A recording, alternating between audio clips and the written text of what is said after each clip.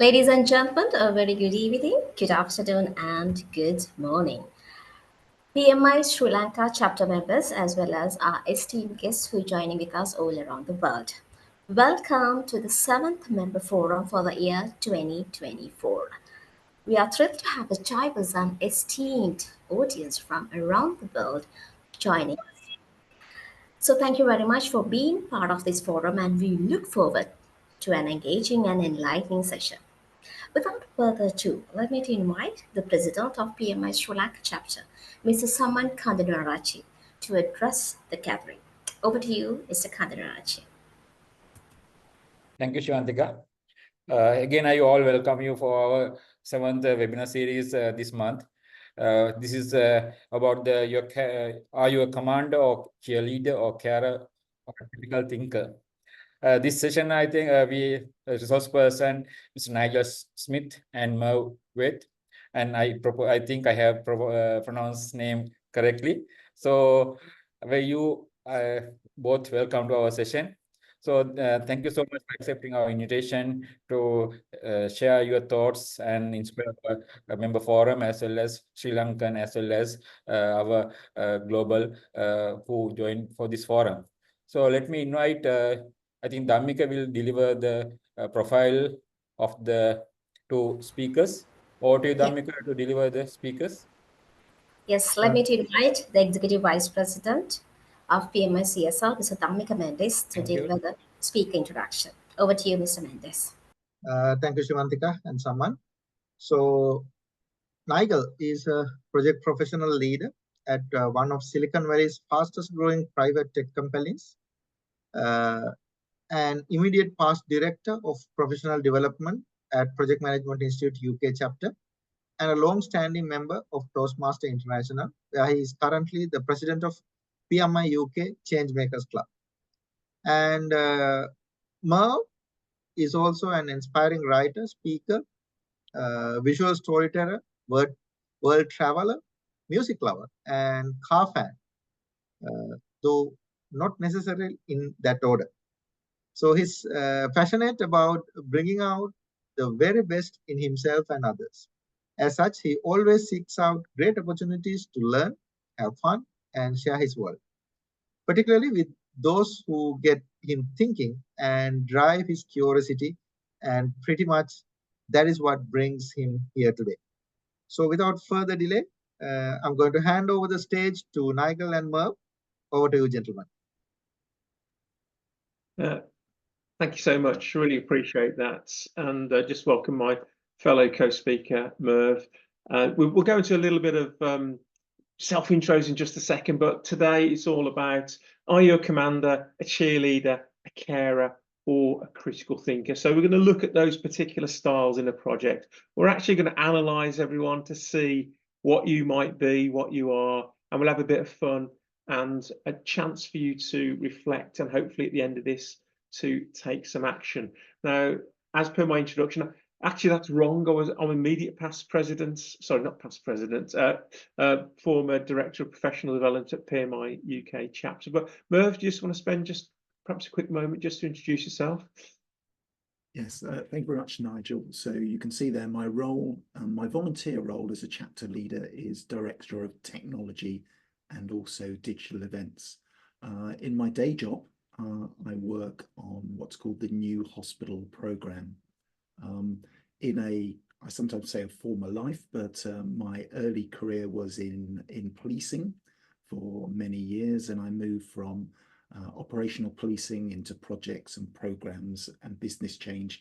And finally, I perform a role that is called Benefits Realisation Management on the program that I'm involved in. What is sometimes referred to as an accidental project manager, but I do believe that I've fallen into the right career for me, and I'm very proud to be a member of the global family that is PMI, and also, if I may, just bring a greeting on behalf of our other board members to our esteemed colleagues here. So I was thinking of saying fellow Toastmasters, which is a kind of in joke, between ourselves and Shiwanthika, but I've said it now. But Nigel, back to you. Excellent. Thanks, Merv. Okay, let's get straight into this then. So I want to know, what can people see on the screen right now? Just unmute, shout it out, or possibly put it into chat. What is it people can see? What does that word on the screen say? What is it? How does it resonate with people? What can people read? Shiwanthika, what can you see? Opportunity is nowhere. Opportunity is nowhere. I don't see that. Opportunity is nowhere. So I'll tell you what I see. I see opportunity is now here. Do you see that? Do you see that? Okay, so fundamentally, if you want to cut our 90-minute session down into 1 minute, it's all about this. We all agree we're looking at the same thing, but actually you can read it two different ways. And this is because as individuals, we're all different, we're all unique. We all have our makeup, which allows us to interact and communicate in different ways. And it's understanding the ways in which we communicate as to how to get the best out of our teams. So fundamentally for today's presentation, it's really about, you need to understand how you turn up or how you show up for your project teams will determine the outputs that you get. Equally, this is also driven towards making the sum of your component parts of your team greater than the sum of all its parts. So getting out more than you've got fundamentally.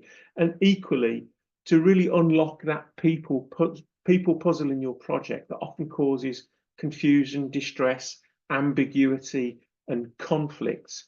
Myself and Merv are going to give you a few well-tried and tested techniques and things to look out for to avoid those things and to communicate more effectively into the future.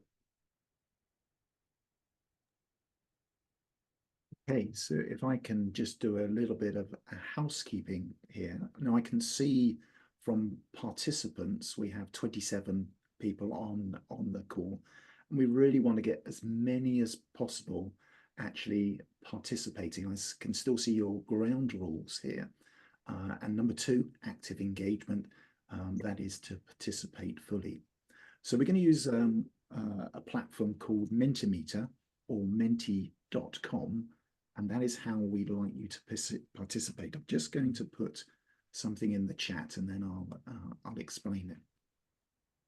So with Mentimeter, you probably used it already. It is quite well known, but you can enter comments and emojis. Someone's just entered amazing, so there's no stopping you. You can ask questions in the Q&A and we can either pick that up as we go along, or if we've got time at the end, we'll certainly come to Q&A. And we will ask you a number of questions, open questions, closed questions like polls, and that will help you to participate.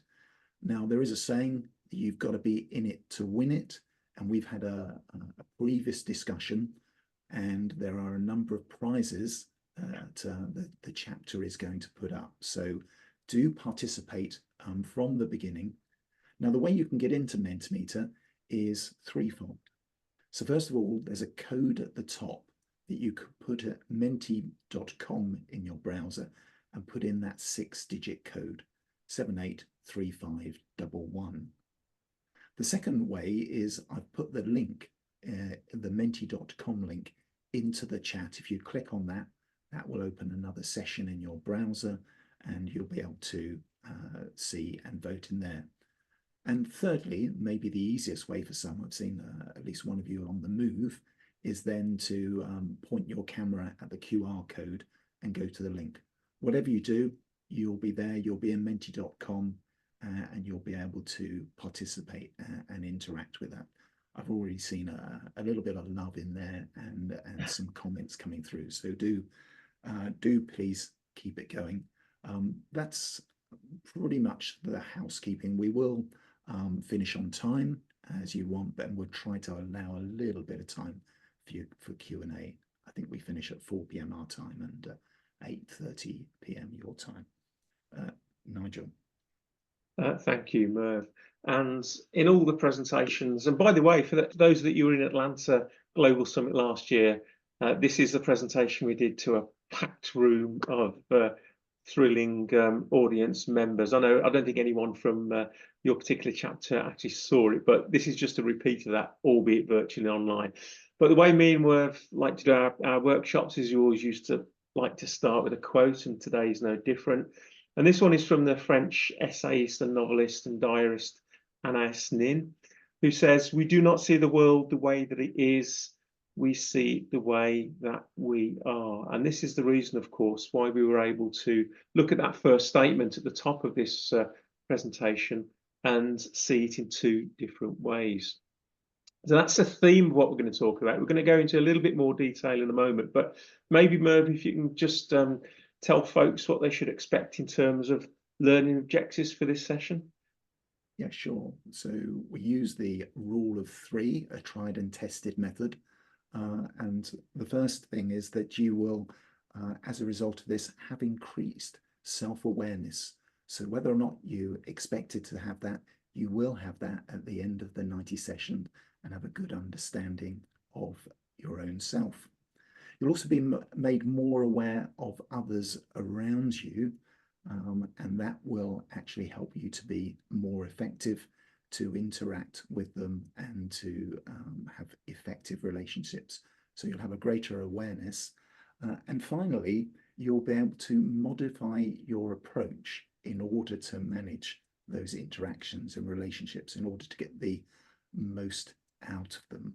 So those are our three learning objectives for today.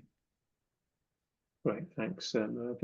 And fundamentally, what we're going to hopefully teach and prepare you with is the ability to become a true communication chameleon, a really authentic communication chameleon, to adapt to certain situations to get the best outcomes for yourself, for your team, and also for your project.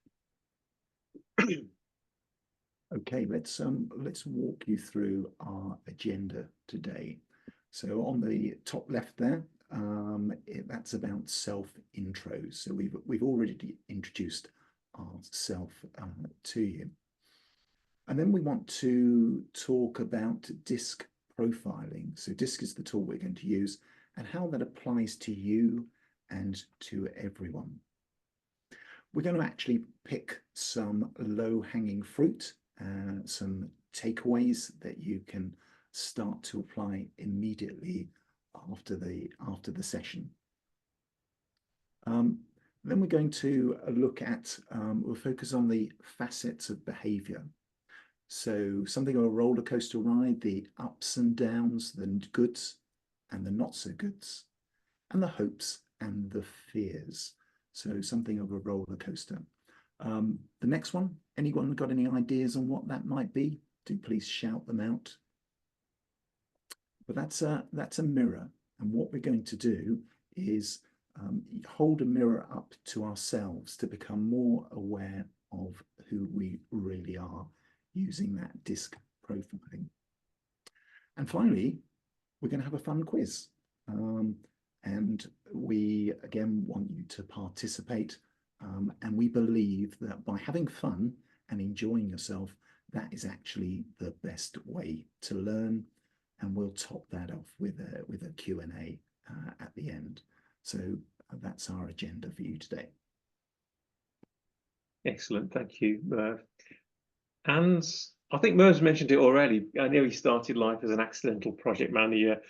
So did I. I'm not going to dwell on this slide too much in the interests of time, but fundamentally, I think project manager both chose myself and Merv. It may be a similar story for yourself, but what I do want to focus on is the very fact that we did mention that we're talking about DISC profiling, and I just wondered if anyone out there in the audience has heard of DISC profiling. Maybe you had a profile done, maybe you've heard of it, we're not quite sure what it is, or actually you've never heard of it at all. Now, put very simply, it's a bit of a behavioural profiling tool, which is very similar to Myers-Briggs, if people are familiar with that, or even Strength Deployments Index, SDI. I'm just going to hide the results for just a moment on here while people battle with Menti. Let me just put the QR code back up if any folks are struggling to get in. But it would be useful to understand if people familiar with some not familiar with Mentimeter, familiar with disc profiling, and I think I want to hit the H again, see what's come through. So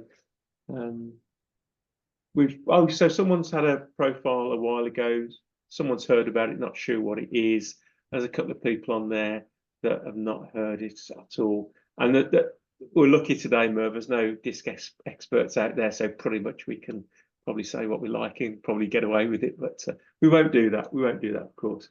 But okay, so a lot of people, most folks, are not particularly familiar with it. So we'll go into a little bit more detail about what that is. But equally, just to get to know you a little bit more, still stick with your mentee.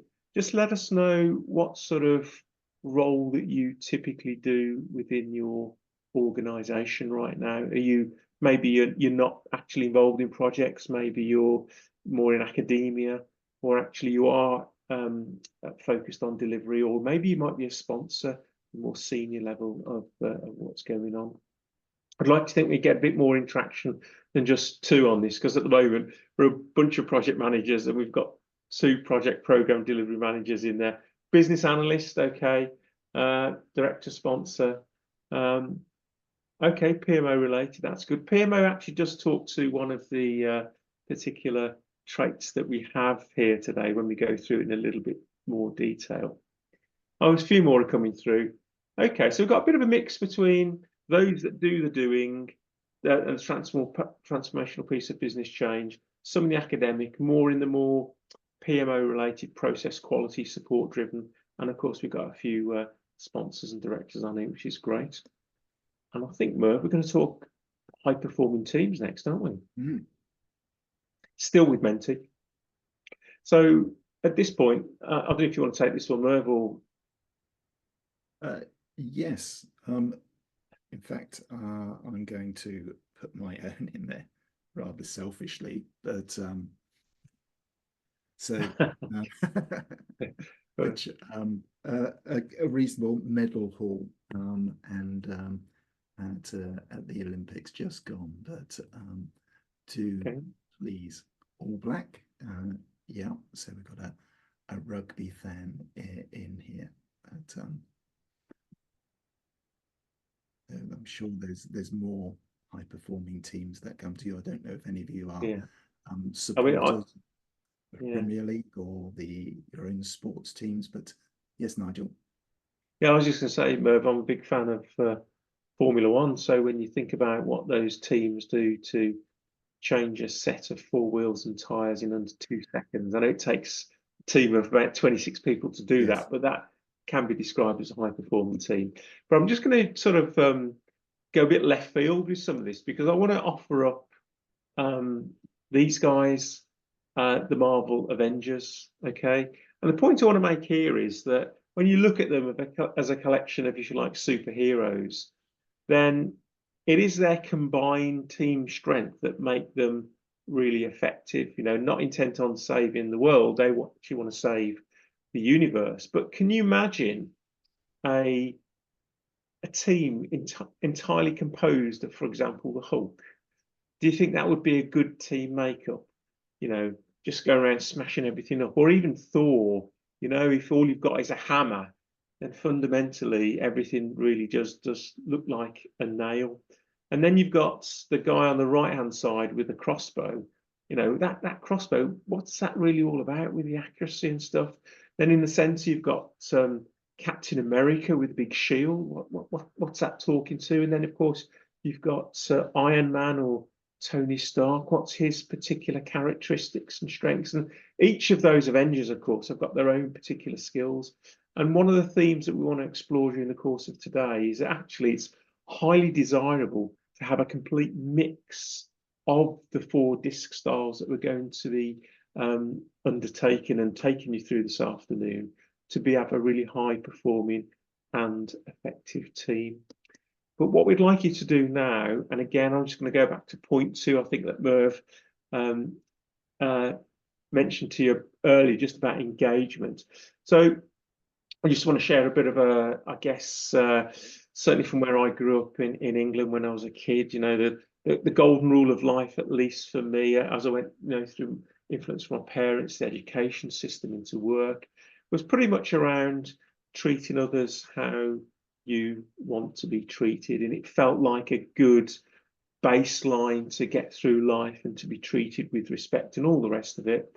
But actually now I just want to know your view on whether you think that statement is true or false. So again, and I'll just hide these for just a second, but I would encourage, and I will put the QR code back up on there. I would like a bit more engagement with Mentimeter on this, because I want to try and get the sort of yeses and nos on the screen here. But do you agree with the statements? Treat others how you would like to be treated.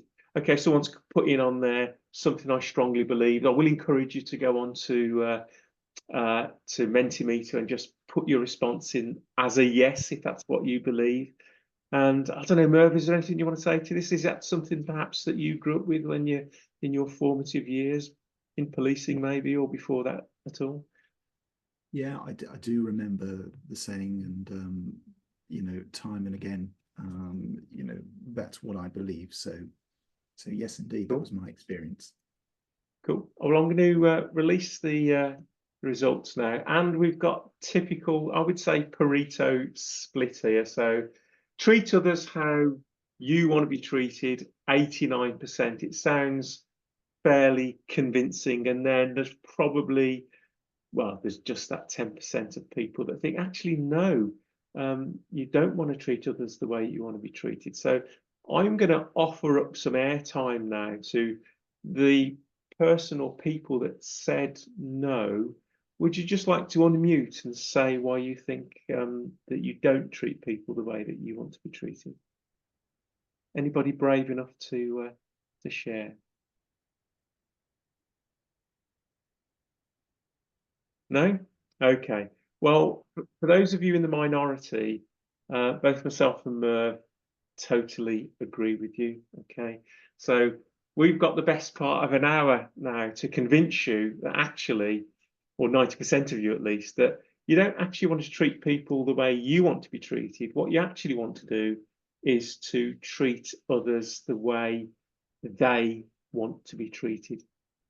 And just think for a minute, if the entire planet was made up of people exactly like yourself, like a clone of yourself, would that be a great place to be?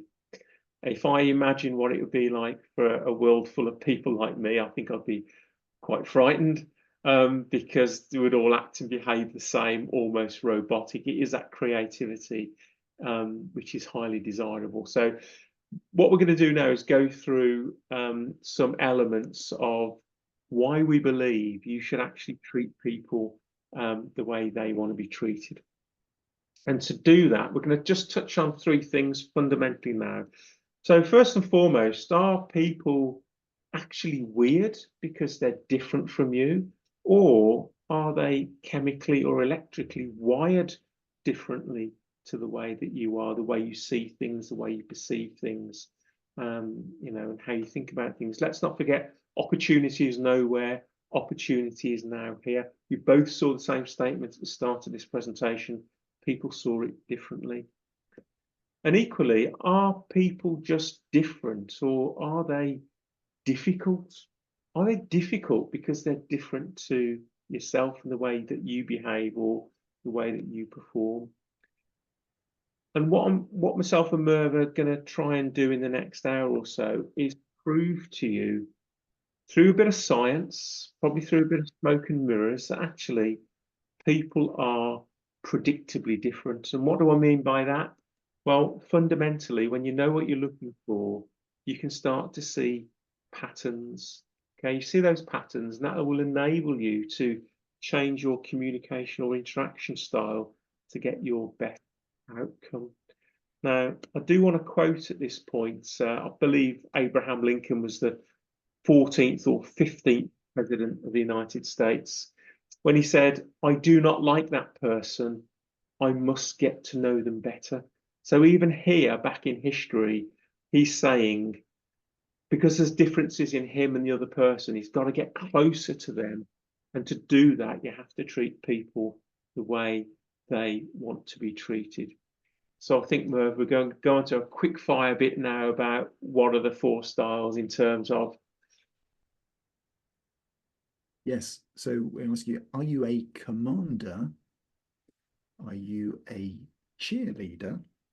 Are you a carer? Or are you a critical thinker? Which one of those 4 are you? And we're about to find out. Yeah.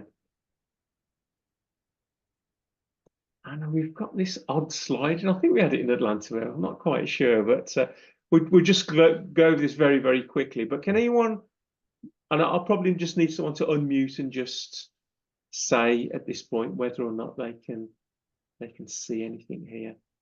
Can anybody find the mistake? Is anyone willing to shout it out? Saman, is it something you can see? And the point of this particular slide is that once you recognise what the mistake is, and it's there in plain sight, by the way. Yeah, okay, someone's got it. They've put it in for everyone else. The mistake, okay. Now, it's there in plain sight. And the point of this slide is, you know, once you see something, you cannot unsee it, okay. And that's what we're trying to share with you here this afternoon. I've had people swear blind before that, you know, the color of the 5 is the mistake because it's completely different to all the others, but it's just a color at the end of the day. But the key thing here is that it's all about the ability to see something and then to not unsee it, if that sort of makes sense. So we're going to talk about DISC then. So what is DISC? I mentioned it's a bit like Myers-Briggs or SDI. So it's a powerful insight, a very simple tool to identify why we do what we do and why other people do what they do. It's a very simple technique without being too simplistic, but essential to understanding and modifying your behaviour. Now, you might say, why do we need all these things? Well, of course, nobody goes around with a label on their head saying, you know, I'm an ultra detail level person, you know, or I'm a high flying socialite or whatever else. You know, we don't go around with those obvious markers on. We have to determine what people's makeup is. And I think at this point, Merv, we're probably going to our best attempt to try and split the room here into our 4 DISC styles. So I'm just going to ask a couple of questions here. So just want you to think about, and this is driven by a work perspective, if you feel that naturally you're more of an extrovert style, and what do I mean by that? Well, fundamentally you are fun, you're outgoing, you're fast-paced, you're less detail orientated in a sense. Put yourself into the extrovert camp. And then if you define yourself as an extrovert and then you feel but you're more task focused to the job in hand, then you're going to classify yourself as a D. But if you're an extrovert but actually more relational and more people focused, you're going to put yourself down as an I. And we've got a Menti question coming up where you can classify that in just a moment. So all the extroverts in the room, which is a bit odd because there's no cameras on, because all extroverts would actually have their cameras on. They'd be unmuting and blaring things out. So I'm trusting that the extroverts we've got in the room, you now know whether you're a D or an I. And then for everyone else in the room, you'll be classified in the introvert section or the more reserved section. And again, if you're task orientated and a little bit reserved, a little bit more introvert, you're going to be classified as a C, okay? But equally, if you are introvert status, you know, but people relation focused, you're going to be an S, okay? So from that, I trust I've explained it well enough. Let's find out from, and I'll hide some, oh, I'll hide the responses right now. Oh, so hit the responses. Let's just see who we've got in the room. Usually we get a splattering of all of the 4 styles, but let's not forget D is extrovert task, I is extrovert people, S is introvert people, and C is introvert task focus. If you can do it from a work perspective, that's really great. I think we've got 2 responses in the room, and we're not going to get a great understanding if people don't take part. We've got to double that amount now. So we've got some extroverts, we've got some introverts in the room. Probably hang on just a couple of seconds. Oh, we've got a D. That's always good to see. Surprising, we've got no S's. But I think in the interest of time, we're going to have to move forward. But we have got an S in the room, so thank you for that. And now let's just go. I was going to say there's a number of people have come in late, so they may have missed the intro, and we can hear them coming in now. Okay, well, I'll put the code up for Menti at least. Just conscious, Merv, on time so that we don't overrun. But I think we've got a combination of all sort of folks in the room. So let's just move on into some more definitions. A lot more task-focused people with the D's in the room now. So let's, before we start and dive into this, just a bit of a health warning.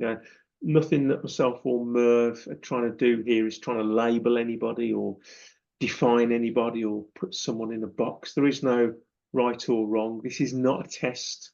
As I mentioned before, it's highly desirable to have a combination of these 4 styles in a team, and we'll explain why that's the case.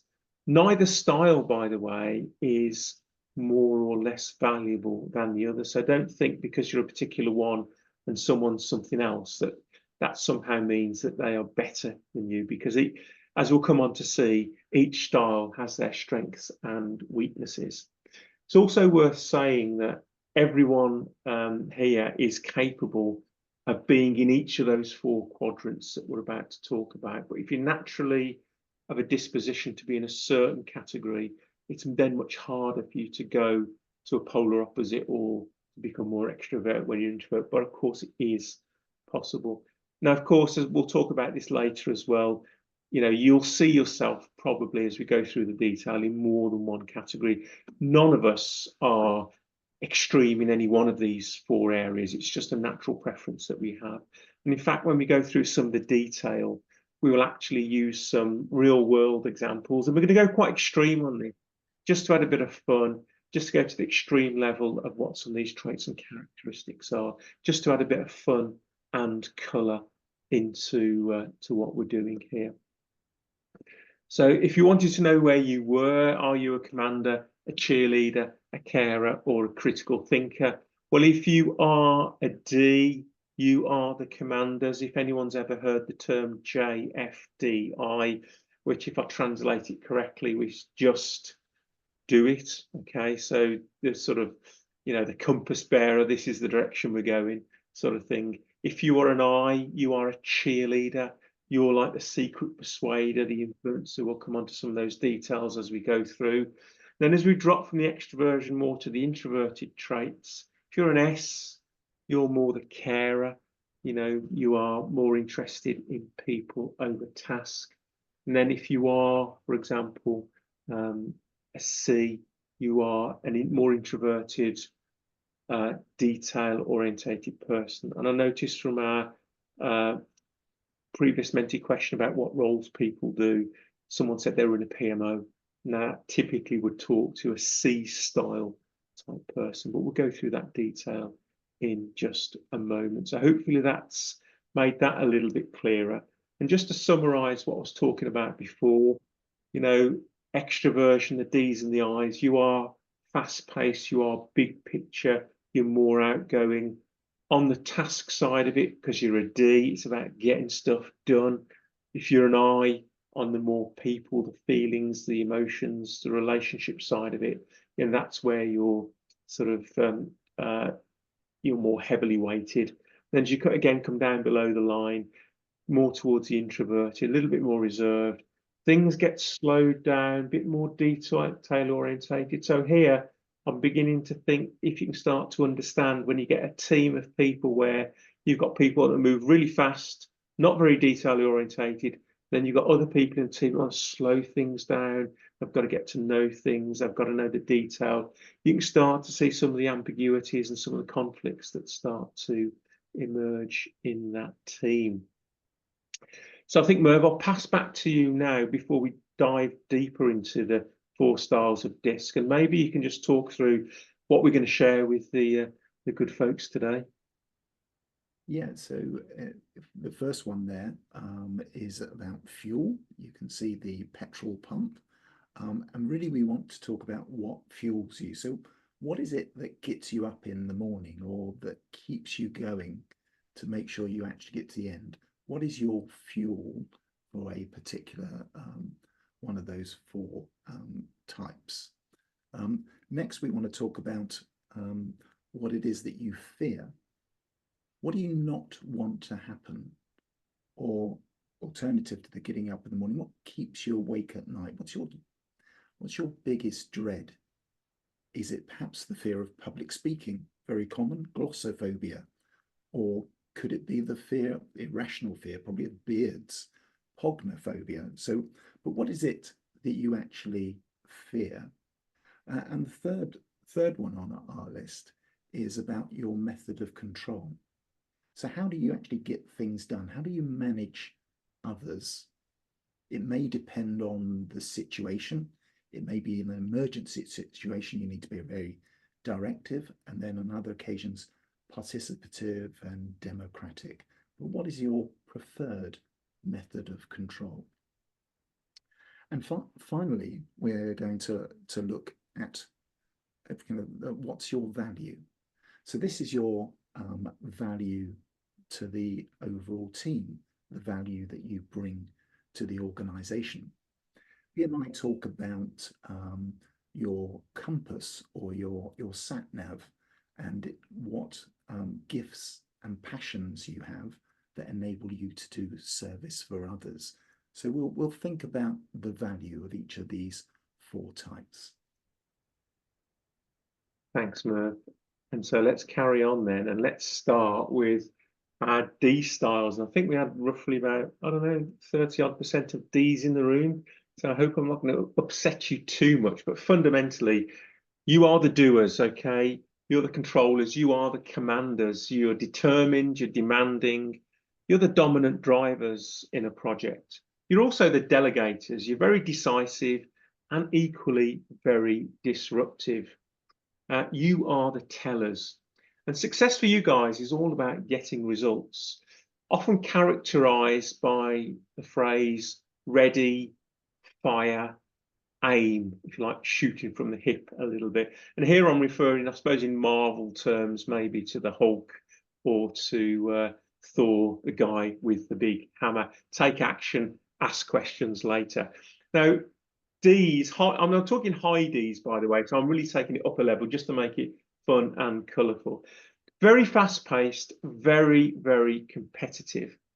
And one thing I will share with everyone on the call here is that everyone else knows it, but D's, you may not know this, but out of all the 4 styles, you're most likely to be the worst listeners. And I'll just say that for a second time, just in case you didn't pick it up the first time. So these are, generally speaking, the worst listeners. If you had a mantra, it would be bold, be brief, be gone. Okay. A typical D will expect solutions, not problems, because there's other styles that will come on to see that love working on problems. Ds want solutions.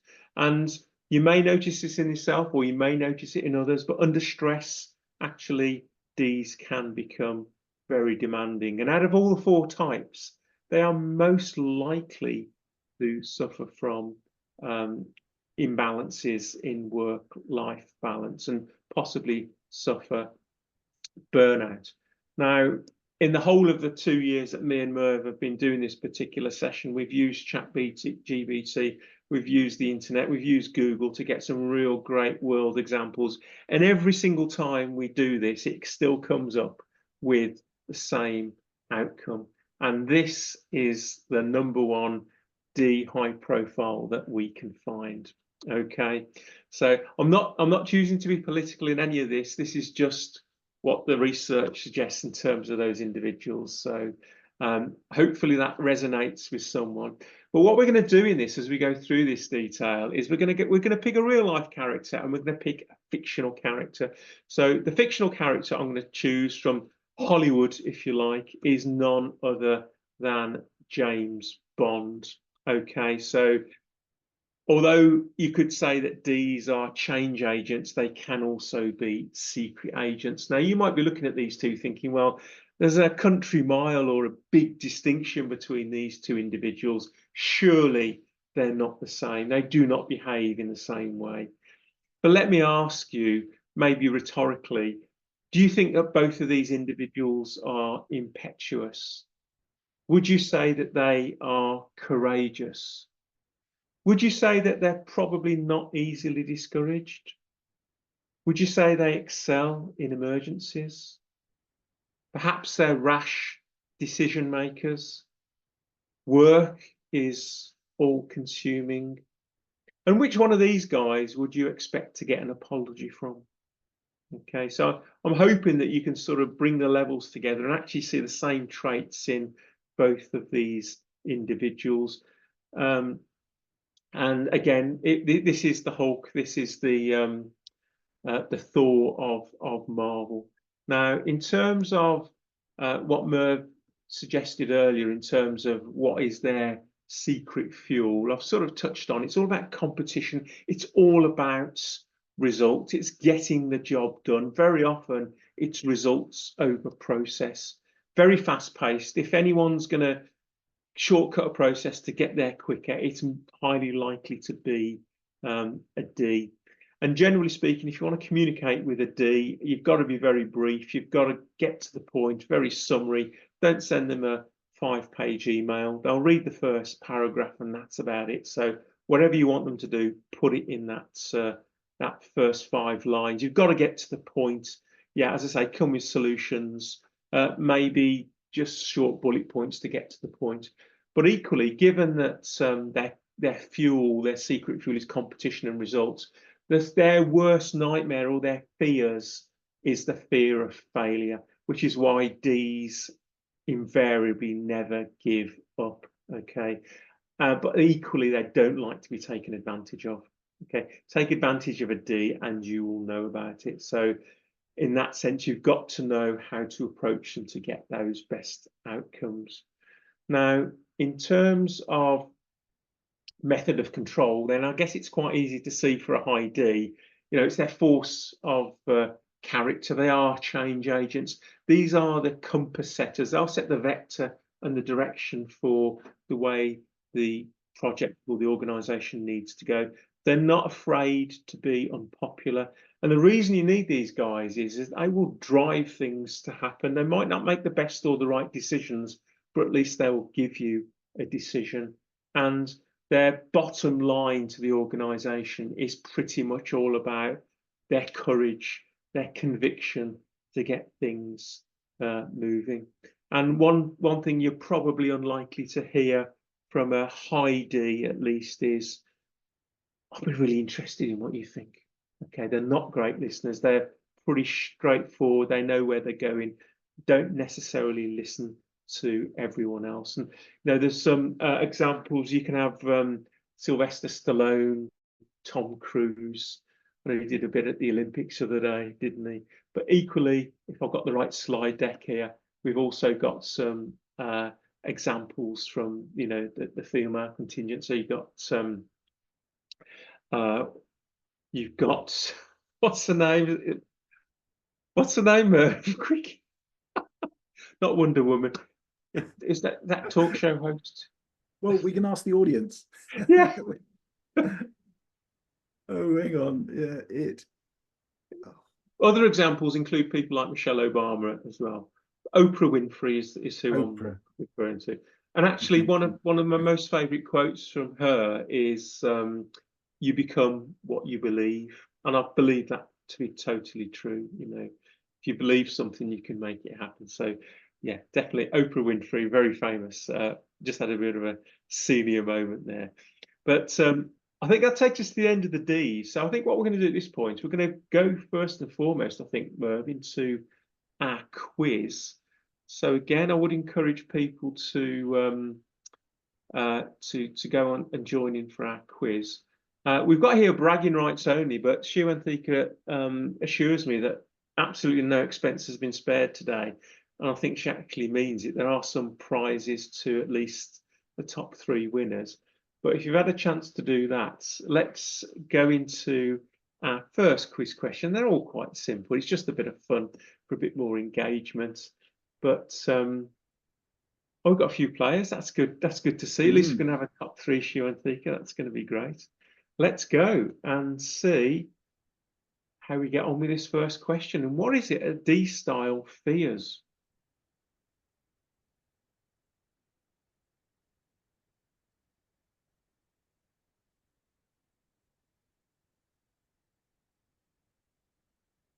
Absolutely. Fear of failure and fear of taking advantage of. Frankly, they don't care about offending other people. If anyone could have got a picture of a D-style in their own organisation, you probably notice it's a bit like water off a duck's back. Yeah, because they're a D, they're extrovert, they're task focused, they don't necessarily have that relational people, feelings, emotion bias. But what we're going to do then is just take a quick look to the leaderboard, because it's not who answers it correctly necessarily, but also who answers it in the fastest time. So Sakura, if you're there, well done. We've got Earthman, which I think is an alias, and we've got Kathy. You make up our top 3. We'll see how that goes through the rest of our workshop. But now, Merv, I think we're going to move on to the eyes of the world. We are, yes. So we're looking here at the influencers. This is where the outgoing extrovert personality comes together with the people. So if you're an I, you're a cheerleader. You like to have fun, rah, rah, rah, you know, go team. And if you're an I, it is all about you, and we know it. But you're a glass half full person, not glass half empty. You're cheery, you've got a positive disposition. You're people pleasers, sellers. You like to tell stories to engage others. As an I, you're impulsive, inspirational, interactive, and interesting, and impressionable and imaginative. You're playful, but you may at times become distracted. You get your energy off people, and you often change people's minds. You're able to influence them and change their minds. With you, it's difficult to get a word in edgeways. You might have heard that expression, because you're constantly broadcasting, and you may be something of a drama queen. So if you're one of these, you may well be like, if we can have our first example up. So you may well be like Will Smith. I guess you'll know the character, the actor, right out there. Someone who's seen as an eye, as an influencer, and also as the fictional character there. You may well be, and Nigel, I've forgotten this one as well. I'm having another It's another play on a secret agent. It's Austin Powers. I think it might be a little bit dated. It's certainly 20 years old, I think. But...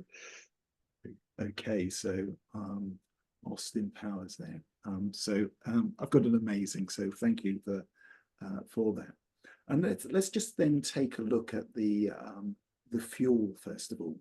What do you think might fuel you if you're an I? Any thoughts? By all means, pop something into the comments. And Nigel's given us a clue there. Popularity, praise, fun, recognition. Those are the kind of things that fuel you. You like to have fun, to have an adventure, and you like to be liked. You're a secret persuader. So those are the things that fuel you. How about what your greatest fear might be? Any thoughts? Drop them in comments. What might be your greatest fear? Okay, well, it's really the polar opposite of your fuel. It's rejection. It's loss of popularity. You're no longer in the news. You're no longer out there. So the loss of popularity. You've had your time. And what about your style of management control? Any thoughts on that one? If we can have that one up, Nigel. Yes, it's influence. It's persuasive. You are there to onboard and to encourage. You get things done. You encourage the team to complete the task. Otherwise, they might not. That's your key role within the team. And finally, what about your communication style? Any thoughts? Well, again, you're full of enthusiasm and positive. We come back to the glass half full. You're known for encouraging others and to help them get things done. So I think we might have a question on this one now, Nigel. Yeah, we do. Just a couple of examples from the. I think that's Taylor Swift, isn't it? That's much more easier for me to recognise. Yes. And the Friends character there. But yes, you're absolutely right, Merv. We're going to move into another quiz question here. So we'll wait for all the players to come back in. Excellent. And we'll just kick this off. There is only a handful of questions, and just for a bit of added fun. So what is an I style? Perhaps sometimes limited by, and it's lack of concern for others, being impulsive, being overly critical, or being indecisive. Bit of a clue. There's actually 2 correct answers here, and folks have got that right. It can be impulsive. So I think, as Merv's pointed out, you start lots of things, but may not necessarily complete them all. You just keep moving for things of particular interest. But let's move on then, and let's get on to the S's. So your S's, you are our carers. Just as a brief summary, we've got the D's. These are the compass setters, the go and do it. You've got the I's, which are the secret persuaders, saying you can do it. As we move down to the S's, these are the guys that are all about harmony and security. They're saying we can do this, we can do this. So the S's then, you are now the introvert, people, feelings, relationship-focused individuals. You're very sensitive, secure, steady, slow, sometimes self-sacrificing, sometimes can be stubborn, but you're supporters. And one of the great strengths of the S is their kindness. But do not mistake that kindness for a weakness, because S's are incredibly strong. As Merv mentioned already, with the I, you can't get a word in because they're all talking all the time. With an S, it's sometimes difficult to get a word out. Now, interestingly, in projects, if you're going through a change program, the S's are the ones that you want to get on board first, because they do not like change. They do not like change for change's sake. Hence, they can be stubborn. If you identify this crowd, these are the people you've got to get on side first. But they are the glue that binds the team together. And because they're not particularly verbal or expressive, what you might find is that on occasion, they sort of pent up all their emotions and then just explode. I think Merv spoke about the I's as being drama queens because they sort of have mini explosions all the time. But with an S, it's very much more difficult for them to verbalize these things. So on occasion, they can sort of explode out there. And, you know, as well as being very calm and patient and predictable in the work that they do, if they're pushed too hard, you know, don't forget, these are introverted people. They're going slower pace than D's or I's. They will tend to shut down. And in the modern world of working, they can be considered, if it's a term that you're familiar with, they can be seen as quiet quitters. Okay, so in that sense, just be mindful of those. And again, in time-honored fashion, let's just go through some of the people here that that can be considered this. So if anyone remembers Princess Diana, okay, all the stuff she did with her charity work, it's all about her rather than everybody else. Great exponents of that. I guess this was the Captain America, you know, the shield for protection, if anyone's familiar with the Marvel series.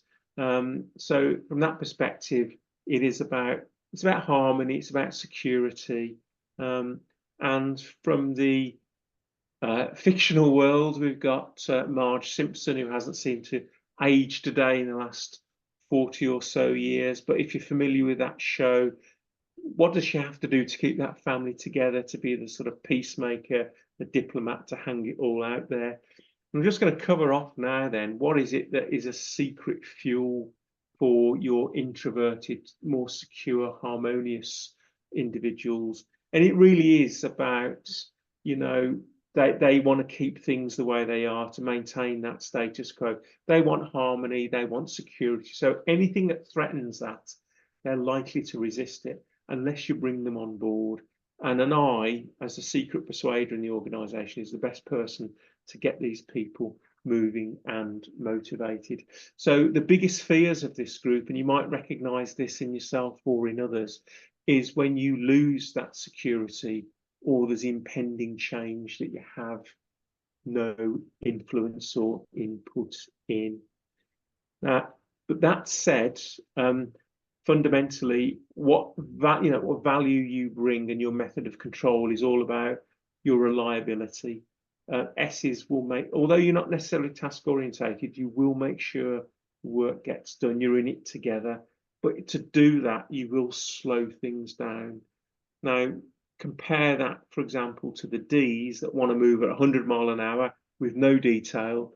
And again, you can start to see some of the impact that you have in a work environment. If you stay as a D and expect an S to become a D, you're not going to get the right results. But if, as a D, you start to slow down, you allow an S to talk and you listen, because actually, whereas D's are the worst listeners, S's are the best listeners, okay? These are some of the accommodations. And if you remember at the start of the call, we spoke about being a communication chameleon. These are some of the techniques that you might want to consider.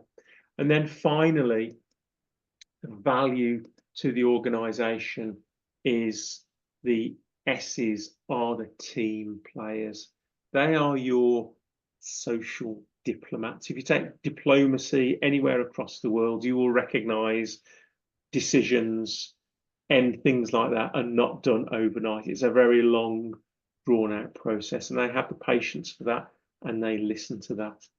And again, before we go into the next quiz question, just to give a couple of examples from the male fraternity here. So on the Tom Hanks, that's the character out of Forrest Gump, as opposed to, I think Tom Hanks is probably in real life a D.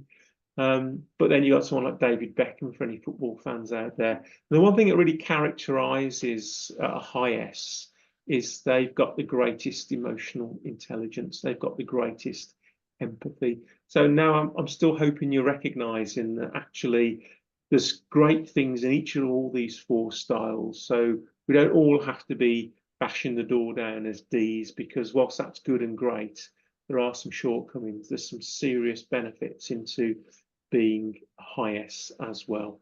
I think what we'll do at this point is just shoot straight back into our quiz. And if we can get a few more participants in, would be really good, because as I say, we've got some prizes that Shiwanthika is going to give out. So let's go for question 3. So if you're going to manage an S style, what is it you should focus on? What do you think you should focus on? Now, fundamentally, well, it's interesting that most folks went for number 1 there, but it's actually number 2 is the best answer, because being more people in emotions focused are not necessarily focused on task. So again, they need to be given the time, because they'll slow things down, and they'll need to be given explicit instructions on what to do, because they're not naturally task focused. But I wonder what difference that's made. Oh, we're not going to have a leaderboard. We're not going to have a leaderboard, Merv, because we're going straight into the C style. Okay, let me pick up the story there. So we've done D, I, and S. We come on to C. These are our critical thinkers. They're all about compliance, about being correct, cautious, careful, contemplative. They are calculating and deliberate. They are your people that analyze and come forward with logical conclusions. You might consider them as spell checkers. They love the detail, dotting the I's and crossing the T's. They're uber reliable. They're about standards, accuracy, and they like to play things by the book. They love information, data. Give me data, give me some evidence. And they sometimes accused of paralysis from analysis. They take time and deliberation, etc. They're unlikely to lose an argument, but they could be persuaded. And it's all about information, information, information. So these are your compliance, your critical thinkers. Okay, let's have a look at who might be your critical thinkers. So Steve Jobs, I'm sure as you think about him that you would see him as a critical thinker, but you could have had people like J.K. Rowling or Dana Scully. We'll get to those in a moment in terms of other role models. But let's look then at the fictional characters that we've got here.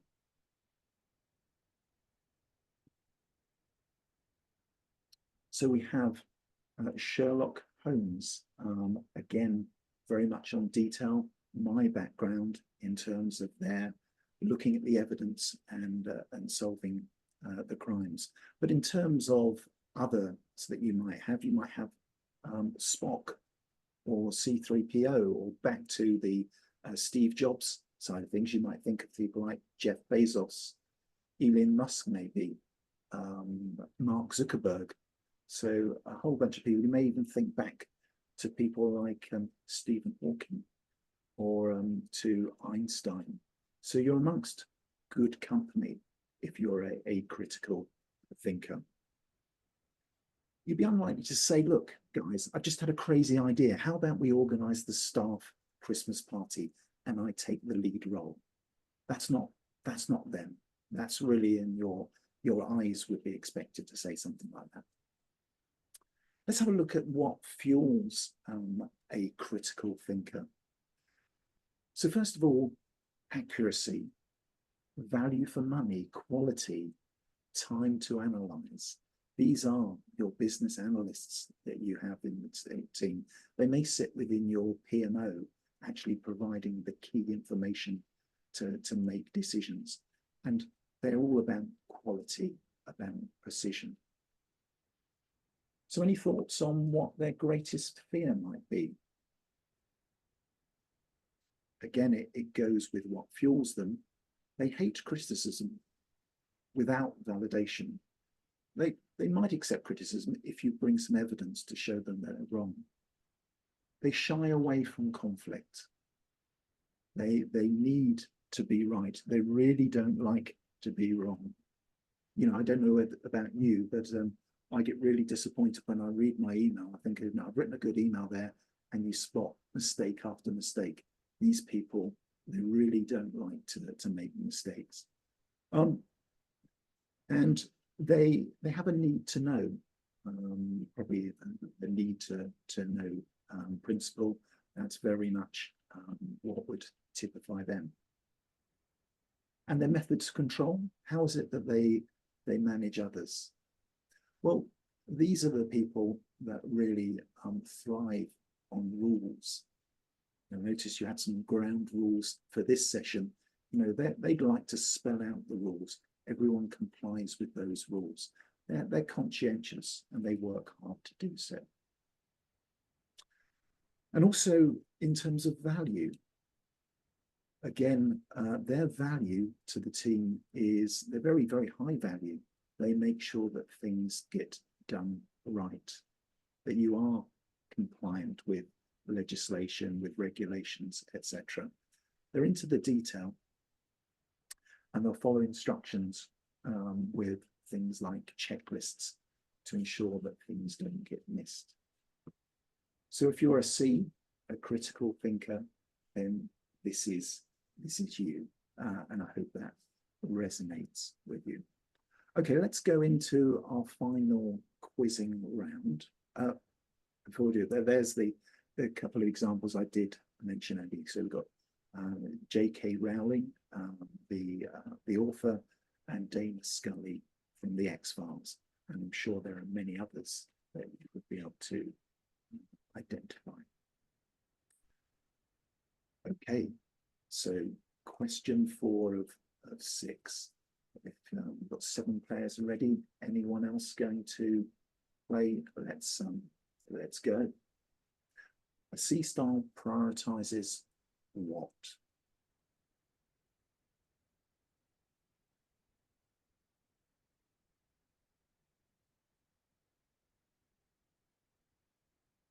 Yes, ensuring accuracy. So very, very, very much so. Okay, I think that's the 4 styles that we've covered. So let's move on. I think they've got another question for you next. We'll just see where we are. Look at the leaderboard, Merv. Sakura, I think, might be overtaken here by, oh no, Thomas. Thomas the Tank Engine has come steaming ahead there, but Sakura is still on the podium and together with Earthman. So it looks like these prizes are going to stretch. But I think we've got a couple of questions now, which actually I think, Merv, from memory, relate to ourselves. So we spoke earlier in the session about becoming a communication chameleon, moving towards the style of the other individual to get what you want. So with the exception of Shiwa and Thika, I don't think either myself or Merv know anybody on this particular call. But what we will ask you at this point is, what do you think my high-level disc style might be? Do you think I'm a commander, a cheerleader, carer, or a critical thinker? What do people think? Oh, that was pretty quick the way it all came. Okay, interesting. So across the board there, but actually I am a critical thinker. I'm also known as a recovering perfectionist. Okay, so detail is what I love, but it's also my enemy as well. But interestingly, that a lot of other people thought I was exhibiting the different styles, and that was my attempt, at least in this presentation, to come across differently, to make, as indeed did Merv, to make the whole talk a little interesting and engaging. But I guess then, if that's the case, still with Menti open, what do you think Merv's style might be?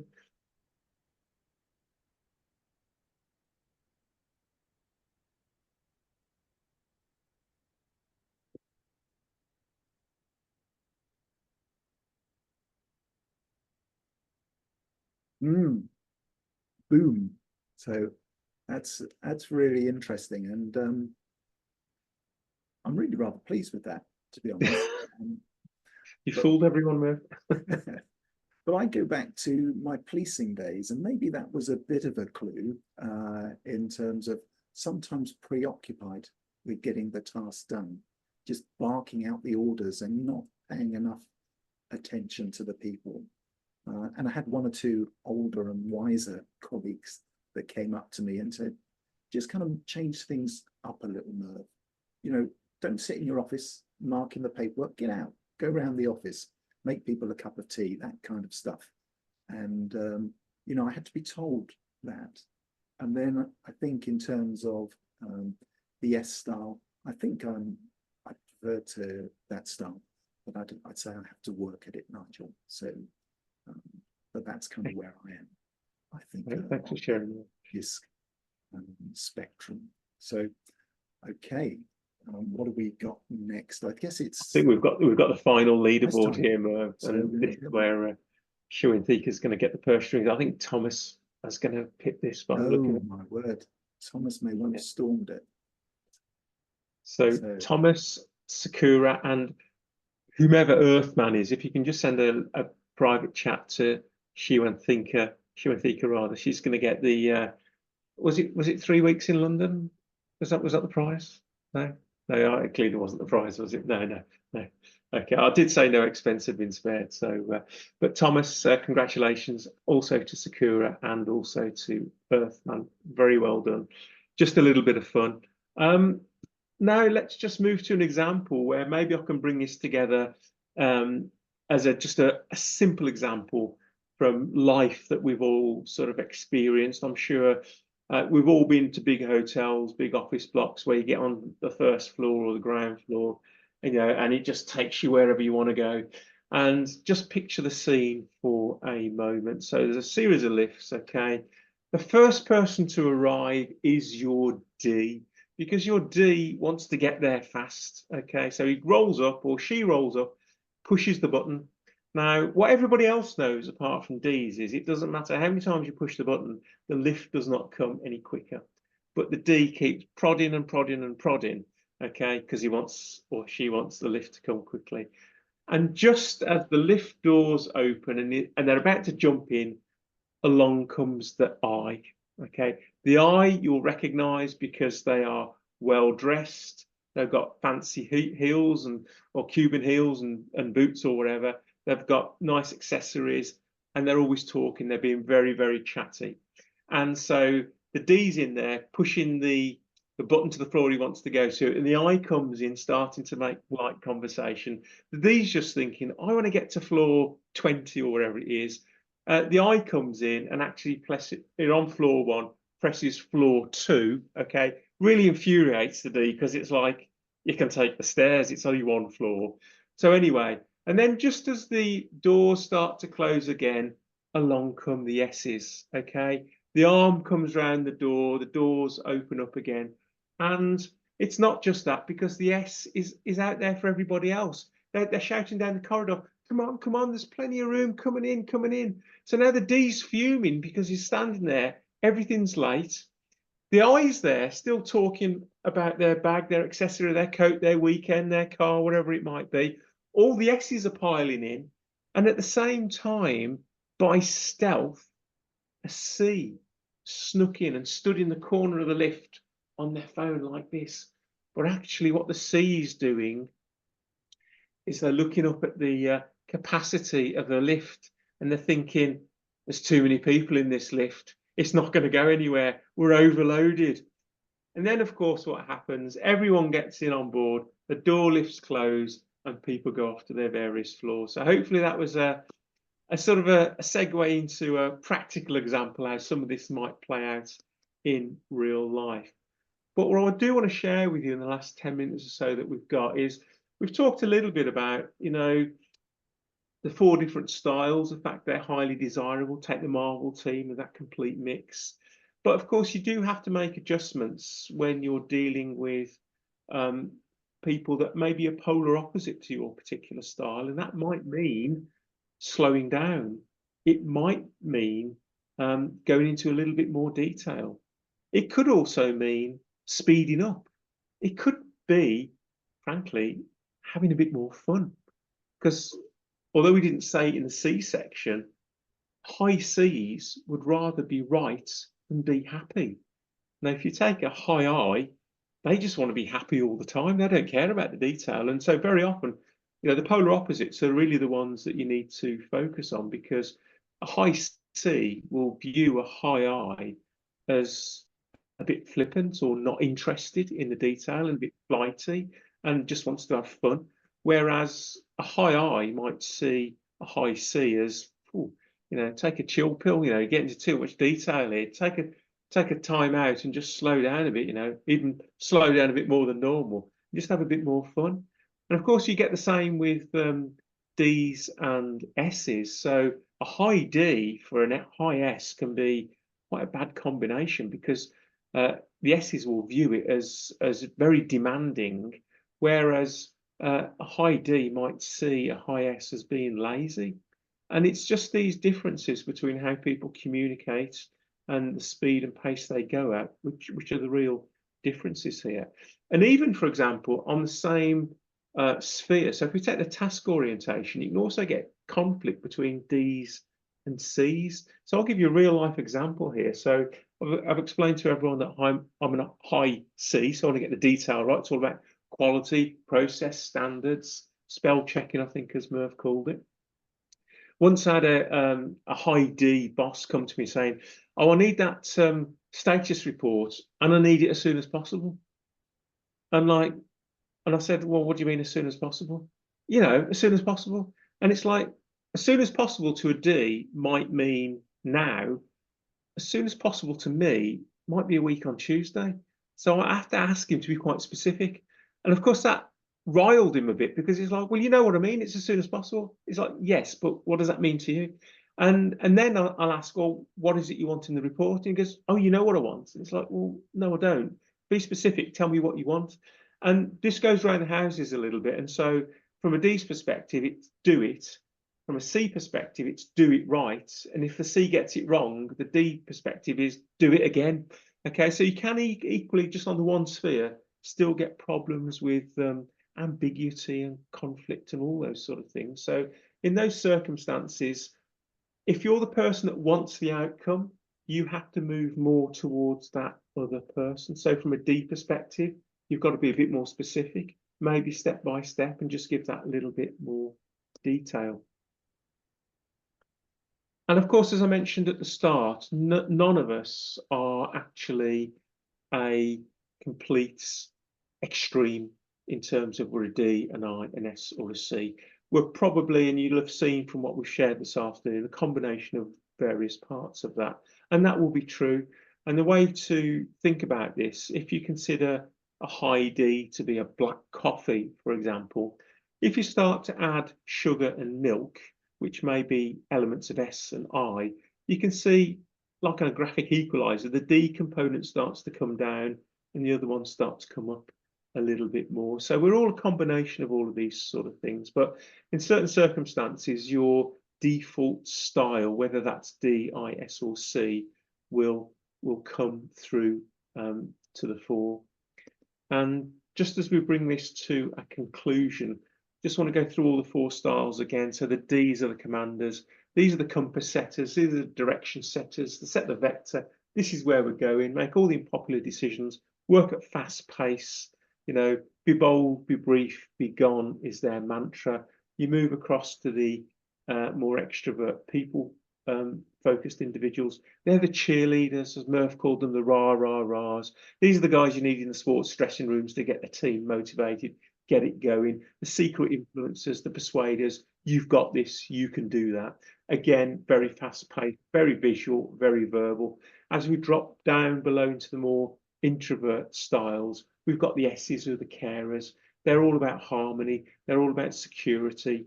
They're all about keeping things the way they are. If you want change, that's the group you need to start with first. But the good news about the S's is they're all together. We can do this. They'll make sure it's done. And then you move to the spell checkers, which are the C's, the introvert task individuals. They're all about getting it and doing the job right. So again, when we talk about all 4 styles, we're talking about a combination of all of those to get a good project outcome or a good team dynamic. Too much of too many of these, or sorry, too much of one particular style will impact it a little bit more negatively.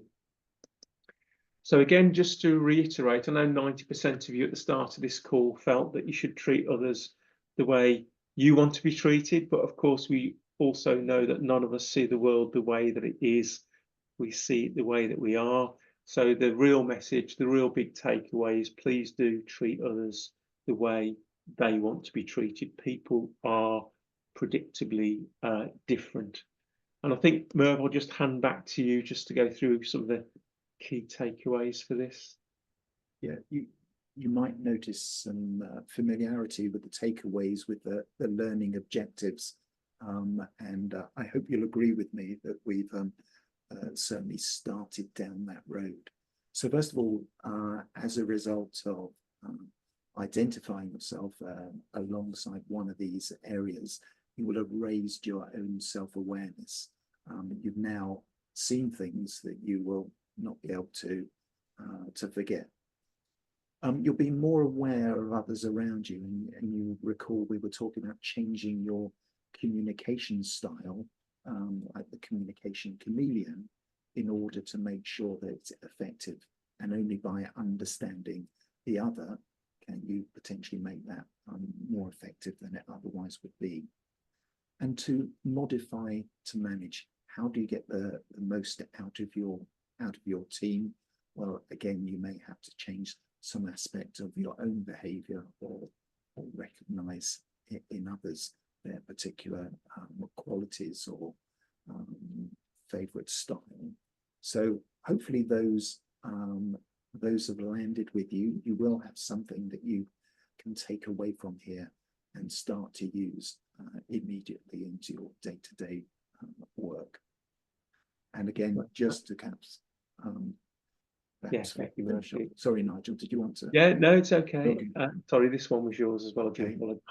The commander, the cheerleader, the carer, or the critical thinker. Okay, I think as well, up next, Merv, is probably your favourite slide as well, isn't it? It is. So here we are. I'm going to, perhaps you could put 30 seconds on the timer. I think it might be the number 8, Nigel, in the controls, but whatever, we'll allow 30 seconds. As we're doing that, I hope you're seeing some faces in here, and we want to know how many faces that you can see. So shout it out, put something in the comments. Tell us how many faces that you can see in this picture.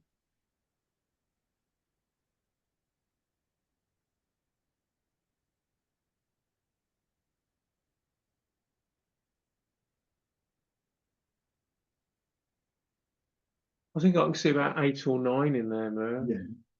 Okay. Anyone can top that off? How many can you see, Tika? I'm just figuring out. 10. We've got 10 that's come through. 10. 9.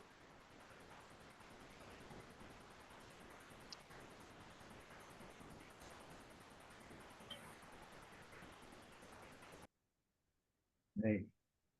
Okay. What does this all mean then, Nigel? Oh, so you're asking me, Mo? Yeah. Oh, right. Okay. So the answer is, and it's gonna really upset all the C's out there that are looking for the right answer, is that actually I've got no idea how many faces are in this particular picture. But someone has told me there's more than 15. Okay, I know it's not a great picture, but the point of this picture is the longer you look and the deeper you look into it, the more you'll find. And I suppose that's a bit of a metaphor for what me and Merv have shared with you this evening, in that if you're really interested in what DISC's all about, just go and research it, go and find a little bit more about it, maybe do a profile for yourself, learn a little bit more about yourself. But key thing is that the harder and the more you look, the more you will find. So I hope that resonates with people. We're coming up to the close right now. We've got this Menti question, but maybe we just take questions from the floor at this point as well. I'll have to leave in 6 minutes, but if anyone's got any questions I might want to ask, then myself and Merv are more than happy to answer them. But maybe while people are thinking of what they might want to ask, I'll just scootle through to the end, and then we can just take Q&A at that point. But we started our presentation with a quote. I just want to finish with a quote for anyone that knows Tony Robbins, famous US coach. The quality of your life is the quality of your relationships. I would sort of also add the quality of your project is probably also the quality of your relationships. One of the big life lessons I've learned is that if you get the relationship part right, the task part becomes that much easier, which is why that particular quote spoke to me. And if there's anyone out there in the audience today that wants to connect with either myself and Merv directly, please do use the QR codes to reach out and connect with us. If you need a conversation on a little bit more on this, more than happy to do that. And also thanks and congratulations to our contest winners. I'm sure the bags of gold will be shipped out fairly soon. And I think at this point, Shiwantika, I'll just stop the screen share.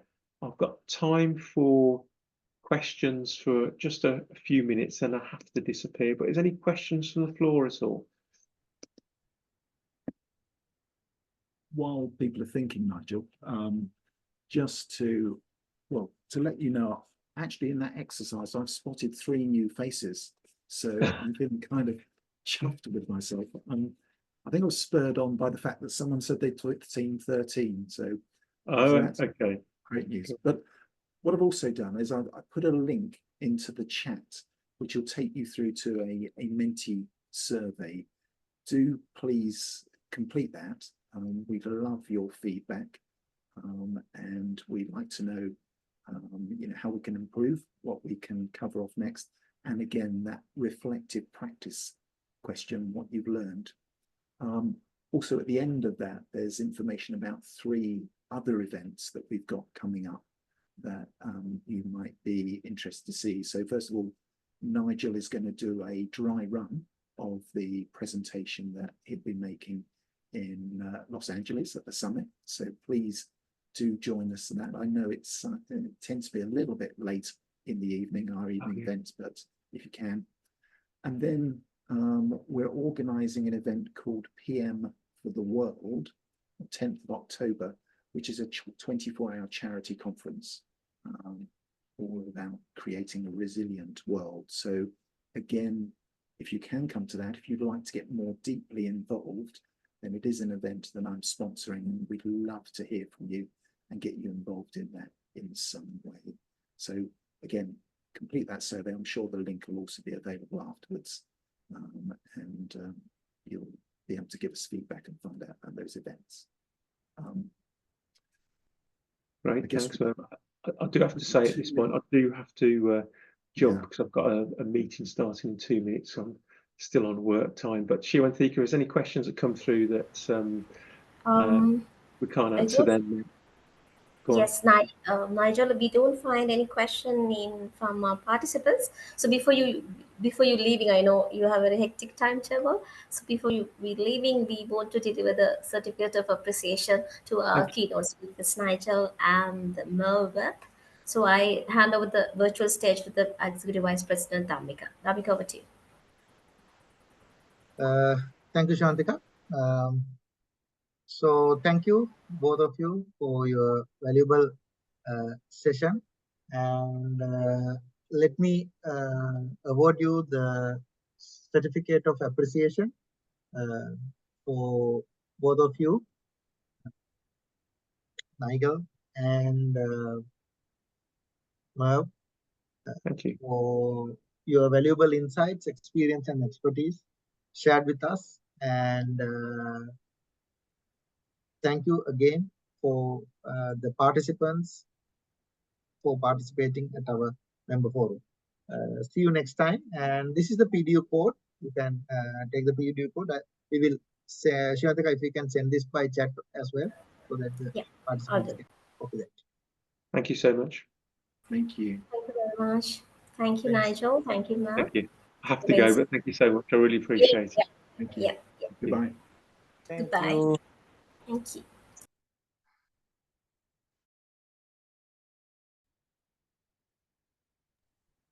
Thank you.